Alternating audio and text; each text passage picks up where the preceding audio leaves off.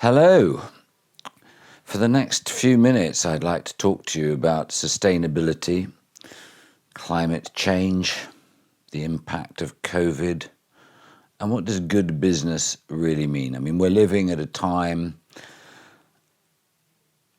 where many of us are unsure whether we're collectively feeling the crisis or whether it's a kind of mob hysteria caused by being isolated, working from home, and feeling that somehow there's a revolution afoot simply because of the variety of experience that's been robbed from us, leaving us, if you like, with a strange monoculture of following the seasons as they evolve. Most people watching today will have noticed the spring unfold, followed by summer, and now, of course, the autumn. And then we'll possibly think that not since childhood have you ever been so acutely aware of the unfolding of those seasons. Some years ago, I went to the World Sustainable Tourism Conference, or some such title, in Marrakesh, and we all piled into swank hotels and were driven about regally and ate sweetmeats that had been imported from around the world, with an incredibly smug middle-class audience, myself included. I'm not exonerating myself from that. But it was as if climate change and all the accompanying dreads of biodiversity loss, for example, were theoretical constructs that were a lifestyle choice issue that could be addressed with a bit better marketing. I think we now know better than that. Whereas even as little as 2 years ago, there was some skepticism in some areas about whether climate change was taking place, as if it was a debate, a sort of intellectual pursuit. I think you would find those who now would claim there is no climate change would be on a very extreme wing of that argument. So the question for all of us having this conversation is, what do we mean about sustainability or responsible development? Where do we see the future of our leisure businesses going?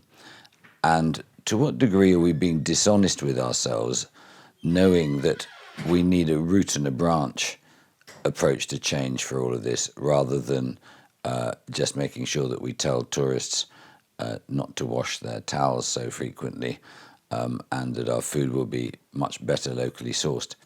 Last year, Bill McDonough, who many of you will know is the famous author of a book called Cradle to Cradle. He's a wonderful architect who has in his practice a number of chemists as well as architects, came to talk for the Eden Project at the Royal Society in London, and he started with a very cute comment. He looked out at the audience and said in his Southern American drawl, he said, "If I was to say your relationship with your wife or girlfriend or boyfriend was sustainable, quite how excited would you be?"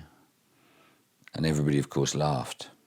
But the truth is, sustainability is rather worthy, and it doesn't actually capture the excitement of the thinking about regeneration, about actually the opportunity of changing into a green economy is not about a cost to be borne, but it is future profits to be absorbed.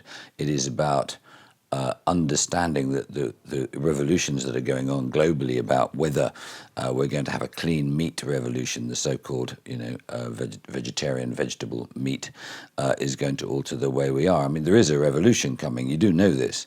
When you see some of the fastest moving stocks in the world are clean meat, 1.8 billion pound turnover this year alone. Next year, probably double that. We know that the Chinese market is about to get very interested in this.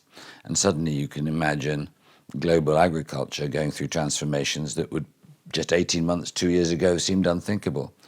What is it about going to a huge exhibition center and people are talking, it's the dairy festival, and it's sponsored by almond milk? Ha! Look, almonds ain't that sustainable. And at the heart of the discussion about a sustainable leisure industry has got to be a notion of where we are going. We've got projects in the Yucatan and in Australia where very large venture funds have bought huge amounts of degraded land. We know how to enrich degraded land with vegetative, mixing with vegetative materials, creating the better facilities for water porosity, water catchment, water, the proper drainage of it, the soil fertility, the biomass growth, the biodiversity increase, and of course the holy of holies, which is the carbon sequestration which goes with all of that. So you're looking at large amounts of land that are actually making you money doing nothing if you can just enrich them because of the carbon sequestration on it. But the really interesting discussion is when you see all the people who are currently living in cities who are wanting a leisure experience that is outside a city, and you're starting to see that one of the funny things about the countryside, for example, is the word farm. Farm has stood astride it as a word which has made us think that all that countryside is owned by businesses that are about growing things or about nurturing livestock and so on. And yet the future is going to be that rural experiences are going to include well-run regenerative farms where people go for the experience of being on a farm. Families go to have pattern, shape, the family table made as a part of the ritual of the working day, seeing how food is produced field to plate, so to speak. The facilities for I was going to say hospitals, I don't mean that, for mental health and well-being are being thought of. And this is not freakery. I'm seeing this wherever I go. In Britain alone, I've been to a dozen places which are taking young people for remedial help by taking them for a week onto a farm, 12 at a time. In China, we understand from the 3 projects we've got there that there is a huge investment coming in from the Agricultural Bank to get facilities in the countryside which give people the urban, what they thought they wanted a town or a city for, but making it available in the countryside in an ethical, sustainable, environmentally completely friendly milieu. When you look at the current leisure businesses we have, here at Eden, we began in reverse by looking at the community we were in, and we asked them whether they wanted us. 20 individual conversations we had.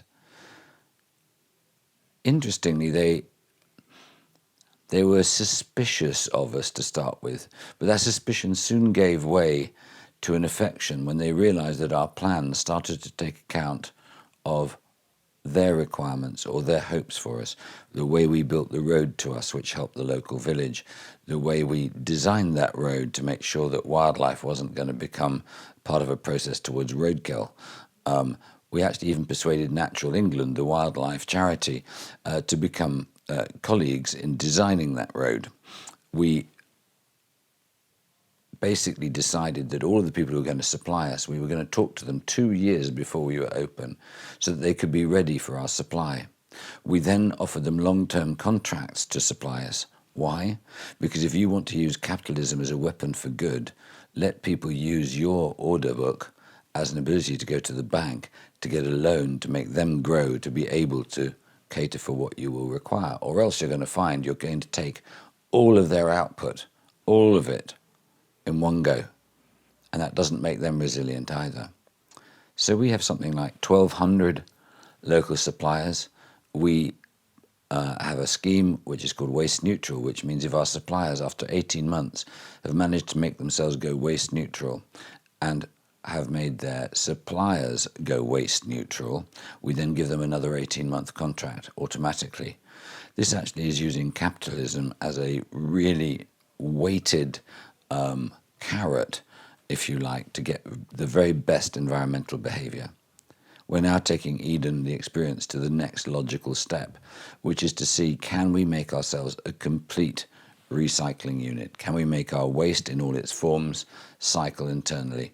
Can we, if you like, create that circular economy within the boundaries of Spaceship Eden, inspired by the work of my hero, Buckminster Fuller, who wrote in 1969 an operations manual to Spaceship Earth.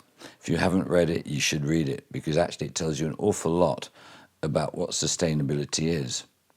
But ultimately where this goes in terms of good business is, are you going to continue being less bad Or are you going to dare to start with the foundation block of your business being about doing good?